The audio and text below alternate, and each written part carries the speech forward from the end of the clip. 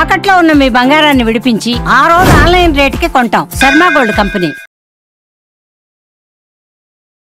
Welcome to సుమంటివి. నేను మీ సుమంటి వినాయక్. చాలామంది గోచార రీత్యా కనుక మనం చూసుకుంటే మ్యారిటల్ లైఫ్లో కొన్ని దోషాలు శాపాలు ఉండేటువంటి అవకాశం ఉంటుంది. వేదిక్ ఆస్ట్రాలజీ అటువంటి వాటికి ఏం చెప్తుంది? ఈరోజు మనతో పాటు వేదిక్ ఆస్ట్రాలజీ ఉమాగారు ఉన్నారు. అది వారి మాట్లాడి తెలుసుకుందాం. నమస్కారం ఉమాగారు. నమస్తే నాగరాజు గారు. వేదిక్ ఆస్ట్రాలజీ ప్రకారం కనుక మనం చూస్తే ఏ మ్యారిటల్ రిలేషన్షిప్లో అయినా సరే కొన్ని థింగ్స్ వల్ల డెఫినెట్గా గొడవలు జరిగే అవకాశం ఉంటుంది. సో జనరల్గా మనం చూసుకుంటే గోచార రీత్యా ఏ రాశి వారికి ఏ విధంగా ఉండే అవకాశం ఉంటుంది, అండ్ ఆ శాపాలు అండ్ ఆ దోషాలు ఏ విధంగా ఉండే అవకాశం ఎక్కువగా ఉంటుందండి అసలు? తప్పకుండా అండి. ఏదైతే మనం మాట్లాడుకునేటువంటి వైవాహిక జీవిత సమస్యల్లో కనుక ఎందుకు అకారణంగా తగాదాలు కానీ గొడవలు కానీ విభేదాలు అంటే మ్యారీడ్ లైఫ్ మీద చాలామందికి చాలా రకాలుగా హోప్స్ ఉంటాయండి. నా భర్త అలా ఉండాలి, నా భార్య ఇలా ఉండాలి, నేను పెళ్ళైన తర్వాత ఇలా బ్రతకాలని చాలా ఆశలు ఉంటాయి. కానీ అనుకోని విధంగా ఎన్నో రకాల ప్రభావాల వల్ల ఎందుకు ఇబ్బంది పడతారు, ఎందుకు విడిపోతారు, ఎందుకు చనిపోవడం జరుగుతుంది, ఇవన్నీ తెలుసుకోవాలి అనుకుంటే ప్రతి మనిషికి తనకి తెలియనటువంటి చేసినటువంటి కర్మల వల్ల వచ్చినటువంటి శాపాలు కొన్ని ఉంటాయండి. ఆ శాపాల మూలకంగానే ఈ యొక్క మ్యారీడ్ లైఫ్లో ఇబ్బందులు వస్తూ ఉంటాయి. ముఖ్యంగా మనం చూస్తే మొదటిది విత్త శాపము అని చెప్పబడింది. విత్త శాపము అని అంటే విత్త అంటే ధనము, ధన మూలకంగా వచ్చేటువంటి మ్యారీడ్ లైఫ్లో ఇబ్బందులు ఇప్పుడు నేటి సమాజంలో ఇప్పుడు అవే ఎక్కువగా కనబడుతున్నాయి. అంటే ఆస్తి కానీ ఆర్థిక వ్యవహారాల్లో కానీ వ్యాపారంలో కానీ తెలుసో తెలియకో చేసినటువంటి అవినీతి, అది వంశపారంపర్యంగా ఎవరు చేసినా లేదా ఆ వ్యక్తి తన పూర్వజన్మలో కానీ ఆ జన్మలో కానీ చేసినా దానివల్ల వచ్చేటువంటి శాపమే విత్త శాపము. దీని మూలకంగా ఏం జరుగుతుంది అంటే సంపద ఎంత సంపాదించినా నిలబడదు. వీళ్ళు సంపాదించినటువంటి సంపద అంతా కూడా ఎవరో అనుభవిస్తూ ఉంటారు. అప్పుల పాలైపోవటం మీరు బాగా గమనిస్తే ఇద్దరికి పెళ్ళైన తర్వాత ఇద్దరు వ్యక్తులు కలిసిన తర్వాత తీవ్రమైన అప్పుల్లోకి వెళ్ళిపోవడం, ఆస్తి నష్టం కలగడం ఇవన్నీ జరుగుతూ ఉంటాయి. ఇది సడన్గా ఎందుకు జరిగింది, ఆ భార్యనో భర్తనో దూషించి నీ వల్లే ఇలా జరిగింది అని చెప్పి మనం వింటూ ఉంటాం ఇలాంటి మాటలన్నీ. దీనికి కారణము విత్త శాపం నాగరాజు గారు. ఈ విత్త శాపం ఉండడం మూలానే, అది కలగడం మూలానే వైవాహిక జీవితంలో ఇబ్బందులు వస్తాయి. సో దీని మూలకంగానే అప్పులు పాలైపోతుంటారు. తాకట్లు పెట్టేసి ఇళ్ళు అమ్మేసుకోవడము, ఆస్తి నష్టం అవ్వడము, వ్యాపార నష్టాలు రావడము, ఆరితేరినటువంటి బిజినెస్లో కూడా తీవ్రమైన ఇబ్బందులు పడడం లాంటివి దీని మూలకంగానే జరుగుతుంటాయి. దీని మూలకంగానే మ్యారీడ్ లైఫ్లో తీవ్రమైన ఇబ్బందులు వస్తూ ఉంటాయి. వినకూడనటువంటి మాటలు వింటారు, తద్వారా విభేదాలు, అనేక రకాల సమస్యలకి విత్త శాపం అనేటువంటిది కారణం అవుతుంది. ఇక రెండవది చూస్తే విషయ శాపము. శుక్రబలం తగ్గడం మూలాన వచ్చేటువంటి శాపముగా దీన్ని గుర్తించవచ్చు. అంటే వంశపారంపర్యంగా లేదా ఆ వ్యక్తి కానీ పూర్వజన్మలో కానీ ఆ జన్మలో కానీ తెలుసో తెలియకో పరస్త్రీ వ్యామోహంలో పడిన లేదా పరపురుషుని వ్యామోహంలో స్త్రీ పడిన భార్య, దానివల్ల వచ్చేటువంటి కర్మ ఊరికే వదిలిపెట్టదు. అదే విషయ శాపంగా మారి భార్యాభర్తల మధ్యలో అనుమానాలకి ప్రేమానురాగాలు తగ్గడానికి దారితీస్తుంటుంది. ఈరోజు మీరు చూస్తే నాగరాజు గారు చాలామంది భర్త భార్యని కొట్టడము, అనుమానించడము, లేకపోతే బెదిరించడము, ఆ అనుమానం అనేటువంటి జబ్బుతో భార్య చాలా ఇబ్బంది పడుతూ ఉంటుంది. పడరాని మాటలన్నీ పడుతూ ఉండడము, అసలు ఏమీ లేని పరిస్థితిలో కూడా ఇలాంటి మాటలన్నీ విని చనిపోవడానికి ఆత్మహత్య చేసుకోవడానికి సిద్ధపడిన వాళ్ళు చాలామంది ఉన్నారు. చాలా నక్షత్రాల వాళ్ళండి. సో దీని అంతటికీ కారణము విషయ శాపం అనేటువంటిది ఉంటుంది. ఆ విషయ శాపము భార్య కానీ భర్త కానీ చేసుకున్నటువంటి కర్మ వల్ల, ఎవరైతే వేరే వాళ్ళ మీద వ్యామోహం పెరిగి చేసుకున్నటువంటి కర్మ వల్ల చాలా మంది అఫైర్స్ మీరు చూస్తే ఈ యొక్క శాపం మూలకంగా పరస్త్రీ వ్యామోహము, ఈ శాపం మూలకంగానే ఇక్కడ సంపాదించిన డబ్బంతా తీసుకెళ్ళి అక్కడ పెట్టడము, వీళ్ళ యొక్క కుటుంబానికి సంతానానికి డబ్బులు లేకపోవడము, ఈ యొక్క శాపం మూలకంగానే వ్యసనాల బారిన పడడము, జూదం అనేటువంటిది అలవాటు అవ్వడము, డబ్బులన్నీ నాశనము, ఆస్తి నాశనం చేయడము, ఇవన్నీ కూడా కుటుంబం అంతా విచ్ఛిన్నం అవ్వడం అనేటువంటిది ఇక్కడి నుంచే ప్రారంభమవుతుంది. అయితే ఇక మూడవది ఏంటి అంటే వంశ శాపము అని ఉంటుంది నాగరాజు గారు. వంశపారంపర్యంగా ఎవరైనా సరే పవిత్ర జీవరాశులుగా పిలువబడేటువంటి సర్పాలను చంపినా, హింసించినా లేదా అవి కలిసినప్పుడు వాటిని విడగొట్టే ప్రయత్నం చేసినా ఈ వంశశాపం అనేటువంటిది వస్తుంది. దీనిని మనం జాతకంలో పంచమ స్థానంలో కేతువు, పంచమంలో రాహువుగా, పంచమంలో శని భగవానుడుగా, పంచమంలో శని రాహుల కాంబినేషన్గా గుర్తిస్తూ ఉంటాం. లేదా కాలసర్పదోషంగా. దీని మూలకంగా ఏం జరుగుతుందంటే సంతానము కలగకపోవడము, మిస్క్యారీ అవ్వడము, పుట్టినటువంటి సంతానము బాల అరిష్టంతో జన్మించడము, మాటలు సరిగ్గా రాకపోవడము, ఇంకా చైతన్యం రాకపోవడము, అవిజ్ఞానం రాకపోవడము, విద్యలో అభివృద్ధి లేకపోవడము, చిన్న వయసు నుంచి ఆరోగ్య సమస్యలు, వ్యసనాలు, జోదరిలాగా అయిపోవడము, తల్లిదండ్రుల మాట వినకపోవడము, తద్వారా వచ్చేటువంటి మ్యారీడ్ లైఫ్లో ఇబ్బందులు, ఇవన్నీ కూడా ఈ వంశశాపం మూలకంగా వస్తుంటాయి. ఈ వంశశాపం అనేటువంటిది చాలా తీవ్రమైందండి. ఒక ఇంటి యొక్క శాంతిని మొత్తాన్ని భంగం చేసేస్తుంది. ప్రశాంతంగా ఎవరు ఉండలేరు. తరువాత 4వది కర్మవశము అని ఉంటుందండి. కర్మవశము అని అంటే ఉదాహరణకి భార్యాభర్తలు జాతకాలు చూసుకుని చేసుకున్నా, చూసుకోకుండా చేసుకున్నా, లవ్ మ్యారేజ్ చేసుకున్నా, ఇద్దరి యొక్క మనస్తత్వాలు కుదరకపోవడము, ఈగో ప్రాబ్లమ్స్కి వెళ్ళడము, నువ్వా నేనా అనేటువంటిది, ఇద్దరికి డబ్బులు ఉంటాయి, ఇద్దరు కుటుంబాలు బాగుంటాయి, వీళ్ళకి ఒకరికొకరు నచ్చదు అంటే బిఫోర్ అండ్ ఆఫ్టర్లా ఉంటుంది. గొడవలు అవ్వడము, పెద్ద మనుషుల దగ్గరికి వెళ్ళడము, విడాకులు, లేదా పెళ్ళైనటువంటి వెరీ షార్ట్ పీరియడ్ ఆఫ్ టైంలోనే వైధవ్యం అనేటువంటిది కలగడము, అంటే భర్త చనిపోవడం లాంటివి జరుగుతూ ఉంటాయి. సో దీన్ని అష్టమ స్థానంలో ఉండేటువంటి కుజుడు కుజదోషంగా, కర్కోటక అనేటువంటి కాలసర్పదోషంగా గుర్తించవచ్చు. అష్టమ స్థానంలో రాహు, ఈ యొక్క కేతు ప్రభావం వల్ల.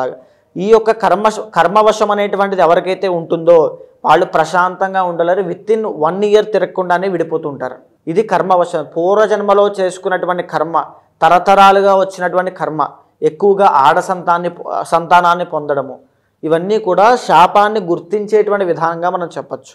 అయితే ఈ యొక్క కర్మశాపాన్ని ఇంకా మనం గుర్తించాలి అంటే భార్యాభర్తలు దూరం అవ్వడం అండి. ఐదర్ భార్యకి యాక్సిడెంటే దూరం అయినా, తీవ్రమైనటువంటి ఆరోగ్య సమస్య చిన్న వయసులో పెళ్ళైన తరువాత వచ్చి దూరమైనా, భర్తకి ఆరోగ్య సమస్య వచ్చి దూరమైనా, యాక్సిడెంట్స్ ప్రమాదంలో గురై దూరమైనా, ఎలాగైనా సరే వాళ్ళిద్దరూ కలిసి ఉండడం అనేటువంటిది జరగదు.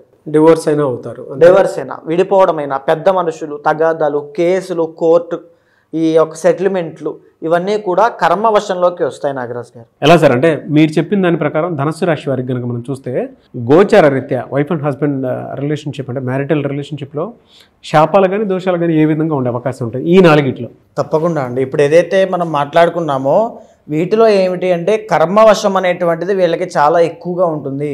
బికాస్ ధనస్సు రాశి వాళ్ళకి చూస్తే 7th and 10th లార్డ్ అయినటువంటి బుధుడు ద్వికేంద్రాధిపత్యోహ పూర్ణ పాపి అన్నట్టుగా ద్వికళత్ర యోగాన్ని సిద్ధిస్తూ ఉంటాడు. అంటే పెళ్లి తర్వాత అంటే మీరు చూడండి కర్మవశంతో పాటు విత్తశాపం అనేటువంటిది కూడా ఉంటుంది.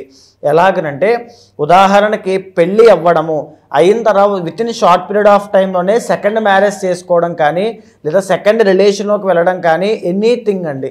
అంటే ఈ యొక్క విషయ శాపంలోకి కూడా వెళ్ళే అవకాశాలు ఎక్కువగా ఉంటాయి. సో దీనివల్ల ఏంటంటే ఫస్ట్ ఆఫ్ ఆల్ ద్వికళత్ర యోగం ఒకటి. అంటే అది దేనివల్ల జరగచ్చు, ఏదో చనిపోవడం వల్ల జరగచ్చు, లేకపోతే దూరం అయిపోవచ్చు. ఎందుకంటే బుధుడు సిగ్నిఫైస్ 2 or multiple అండి. ఎప్పుడైనా సరే 7th and 10th లార్డ్ పాపి అవుతారు. సో ఇక్కడ ఏమిటి అంటే ధనస్సు రాశి వాళ్ళు చాలా జాగ్రత్తగా ఉండాల్సింది. పెళ్లి తర్వాత ఆర్థిక పరిస్థితి విషయంలో చాలా జాగ్రత్తగా ఉండాలి. ఇద్దరి ఆర్థిక పరిస్థితి తగ్గడము, లేకపోతే అభివృద్ధి లేకపోవడం అనేటువంటి జరగడము, పెళ్లి తరువాత అనుకోని సంఘటనల రీత్యా ఎన్నో రకాల ప్రమాదాలకి గురవడం లాంటివి జరుగుతూ ఉంటాయి. ఒకవేళ మీది కనుక ధనస్సు రాశి అయితే మీకు కనుక పెళ్ళయిన తర్వాత ఫైనాన్షియల్ స్టేటస్ అనేటువంటిది చాలా ఇబ్బందికరంగా ఉంది, పెళ్లికి ముందు చాలా బాగుంది అనుకున్నట్లయితే ఖచ్చితంగా విత్తశాపం అనేటువంటిది ఉంది. ఒకవేళ 2 మ్యారేజెస్ చేసుకునేటువంటి అవకాశము లేకపోతే ఆ పరిస్థితి వచ్చింది అంటే, లేదా పెళ్ళయిన తర్వాత నుంచి వేరే రిలేషన్లోకి భార్య లేదా భర్త ఎనీవన్ అండి ఎవరైనా సరే వెళ్ళారు అంటే విషయ శాపం అనేటువంటిది మీకు జాతకంలో ఉంది. లేదా భార్య లేదా భర్త ప్రమాదవశాత్తు కానీ ఎనీథింగ్ అండి దేంట్లో అయినా సరే గొడవలు పడి విడిపోయి కోర్టుల దాకా వెళ్ళి డైవర్సులు అయ్యాయి అంటే కర్మవశం అనేటువంటిది ఉంది. ఉదాహరణకి మీది ధనస్సు రాశి, మీది ధనుర్ లగ్నమే అయిందనుకోండి జాతకంలో, ఖచ్చితంగా ఇదే జరుగుతుంది. 2 మ్యారేజెస్ చేసుకునేటువంటి యోగం ఉంటుంది. ఉదాహరణకి కన్యా లగ్నం అయిందనుకోండి 7th and 10th లార్డ్ గురుడు అవుతాడు కాబట్టి అక్కడ విత్తశాపం అనేటువంటిది ఏర్పడుతూ ఉంటుంది. అంటే ఆర్థిక పరిస్థితి కంప్లీట్గా ఇబ్బంది పడేటువంటి పరిస్థితిలోకి వెళ్ళిపోవడము. లేదా కర్కాటక లగ్నమో అయిందనుకోండి భార్య లేదా భర్తకి సంబంధించి మరణము, ప్రమాదాలు, లేకపోతే గొడవలు, కోర్టు వ్యవహారాలు, తగాదాలు, ఈవెన్ సంతానం కలిగిన తర్వాత కూడా ఇబ్బందులు రావడము, విడిపోయేటువంటి పరిస్థితి. ఈవెన్ కొంతమంది ఏంటి అంటే విడిపోవాలా కలిసి ఉండాలో తెలియనటువంటి ఒక డైలమా ఫేజ్లో మిగిలిపోయే అవకాశాలు కూడా ఎక్కువగా ఉంటాయి. ఇది ఈ యొక్క శాపాల మూలకంగానే ధనస్సు రాశి వాళ్ళకి సంభవిస్తూ ఉంటాయి. ఒకవేళ ధనస్సు రాశి వాళ్ళు ఎవరైనా చూస్తూ ఉంటే మీ మ్యారీడ్ లైఫ్లో ఈ రకమైనటువంటి ఇబ్బందులు వస్తూ ఉంటే కారణము మీకు తెలియనటువంటి శాపములే. ఈ శాపముల్ని జనరల్గానే పెళ్లికి ముందునే, వివాహం కాకముందునే సరి చేసుకోవాలి నాగరాజు గారు. అంటే కొంతమందికి ద్వికళత్ర యోగ దోషం ఉంటే ఆడవాళ్ళకి కుంభ వివాహము, మగవాళ్ళకి కదలే వివాహము అని కొన్ని చెప్పబడ్డాయి, లేదా కొన్ని పాశుపతాలు చెప్పబడ్డాయి, కొన్ని ప్రక్రియలు చెప్పబడ్డాయి. దాని ద్వారా ద్వికళత్ర యోగాన్ని దోషాన్ని నివారణ చేసుకోవాలి. ఒకవేళ తెలియక పెళ్లి చేసుకుని పెళ్లి తర్వాత అటు ఇటు కాకుండా మధ్యలో సందిగ్ధంలో ఉండి భర్త చాలా ఒక రకమైనటువంటి హింస పెడుతున్నాడు, పరస్త్రీ వ్యామోహంలో ఉన్నాడు, నేను ఏదైతే ఎక్స్పెక్ట్ చేశానో దాంట్లో లేను అనుకుంటే ఖచ్చితంగా పర్సనల్ చార్ట్ చెక్ చేసుకుని ఏదైతే లగ్నమో, ఏదైతే సప్తమ అధిపతి ఉన్నారో ఆయన ఎక్కడ ఉన్నారో అన్నీ గమనించిన తర్వాత తగినటువంటి శాంతి పూజలు ఆచరిస్తే ఇమీడియట్గానే ఆ సమస్య నుంచి బయటకు వస్తారండి. ఒకటి మాత్రం నిజం నాగరాజు గారు, ఒకవేళ పరిస్థితి చేయి దాటిపోయి అంటే సమయం చాలా అయిపోయి చివరి నిమిషంలో అప్రోచ్ అయిన వాళ్ళకి కూడా కొన్నిసార్లు మనం చేసినటువంటి యాగములు, ఉదాహరణకి శ్రీరుద్ర యాగము, సర్పయాగము, సుబ్రహ్మణ్య యాగం అండి, చాలా శక్తివంతమైంది. ఆ యాగములు పనిచేస్తే ఇమీడియట్గా విత్ ఇన్ 48 డేస్లో వాళ్ళు కలిసేటువంటి అవకాశం ఉంటుంది. ఖచ్చితంగా వాళ్ళు మళ్ళీ తిరిగి డైవర్స్ని విత్డ్రా చేసుకునే అవకాశం కూడా ఉంటుంది. అలాంటి పరిస్థితులు కూడా ఎన్నో నేను చూశాను, చేయించాను కాబట్టి. సో అలాంటి వాళ్ళు ఎవరైనా ఉంటే ఖచ్చితంగా అప్రోచ్ అవ్వండమ్మా. మీ యొక్క పర్సనల్ చార్ట్ అనేటువంటిది చాలా అవసరము, అదే కీ రోల్ ప్లే చేస్తూ ఉంటుంది. ఎలా సార్ అంటే వీళ్ళకి రెమెడీస్ ఏ విధంగా చేసుకునే అవకాశం ఉంటే బాగుంటుంది? అంటే ఒక్కొక్కరికి ఒక్కొక్క రకంగా ఉంటుంది నాగరాజు గారు. ఉదాహరణకి ఫర్ సపోజ్ కొంతమందికి లక్ష్మీ పూజ అనేటువంటిది ఇంట్లో చేసుకునేటువంటి విధానం చెప్తాము, దాది స్వల్ప దోషాలకి. కొంతమందికి జప పారాయణ అర్చన అభిషేక హోమాది క్రతువులు చెప్తాము, అది కొంచెం ఎక్కువగా ఉన్నటువంటి కుజ దోషాలకి, కర్కోటక ఈ యొక్క దోషాలకి. ఇంకా భారీ స్థాయిలో దోషం ఉంది, ఒక పక్క కుజ దోషము, కళత్ర దోషము, లగ్న దోషము, సప్తమాధిపతి దోషం ఇవన్నీ ఉన్నాయి అనుకోండి, ఖచ్చితంగా యాగములు అనేటువంటిది చేయాలి, అత్యంత శక్తివంతమైనవి. దాని మూలకంగానే సమస్య పరిష్కారం అవుతుంది. ఏదైతే సమస్య ఉంటుందో దానికి తగినటువంటి పూజ ఆచరిస్తేనే బలం అందుతుంది, లేదా ప్రయోజనం నిష్ప్రయోజనం అవుతుంది, ఏమీ పనిచేయదు. అయితే గోచార రీత్యా చూసుకుంటే ఈ విధంగా ఉంది అని చెప్పేసి చెప్పారు కదా మీరు. పర్సనల్ చార్ట్ ప్రకారము వారి వ్యక్తిగత జీవితం ప్రకారం అంటే ఆ జాతకంలో ఏముందో తెలుసుకోవాలి అనుకుంటుంటారు చాలామంది ఉంటారు, ఈ దోషంలో ఉన్నారా లేదా అనేటువంటి దానికి మిమ్మల్ని అప్రోచ్ అవ్వాలి అంటే ప్రాసెస్ ఏంటండి? తప్పకుండా అండి. ఇప్పుడు మనం మాట్లాడుకునేటువంటి అంశం అంతా కూడా ఈ యొక్క జ్యోతిష శాస్త్ర పరంగా ఏదైతే శాపాలు చెప్పబడ్డాయో అది రాశిరీత్యా ఒక డిఫాల్ట్ బ్లూ ప్రింట్లా మనం మాట్లాడుకున్నాము. కానీ ఏదైతే మీ పర్సనల్ చార్ట్ ఉంటుందో యూనిక్గా మీకు మాత్రమే time of birth, place of birth, ఈ యొక్క డేట్ ఆఫ్ బర్త్ బట్టి ఉంచబడుతుందో దానిని చూసిన తర్వాత ఏదైతే శాపము మూలకంగా, ఏదైతే దోషం మూలకంగా మీకు సమస్యలు వస్తున్నాయో చూసి దానికి తగినటువంటి శాంతి పరిహారములు ఆచరింప చేసినట్లయితే తక్షణమే శీఘ్రముగా ఇమీడియట్ రిజల్ట్స్ అనేవి మీకు ఉంటాయి. అలాంటి వాళ్ళు ఎవరైనా ఉంటే ఖచ్చితంగా కింద కనిపించేటువంటి నెంబర్కి కాల్ చేస్తే తప్పకుండా మీ యొక్క పర్సనల్ చార్ట్ చూసిన తర్వాత మీకు మంచి సజెషన్స్ ఇస్తాను. Anyway sir, thank you so much Uma గారు.